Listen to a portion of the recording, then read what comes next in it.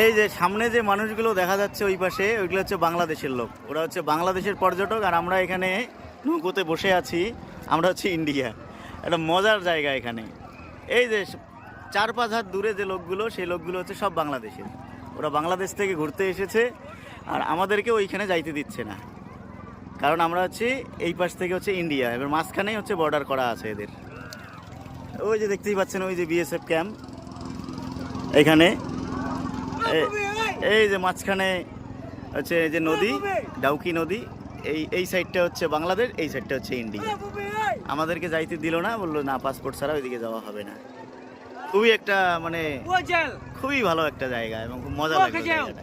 এই যে এইদিকে হচ্ছে ইন্ডিয়ার মানুষগুলো আসে, আমাদের এখানে যারা ইন্ডিয়া থেকে আসি এইদিকে আসি, আর এই পাশে হচ্ছে যে বাংলাদেশের লোকগুলো ওই যে ওই সাইড থেকে আসে।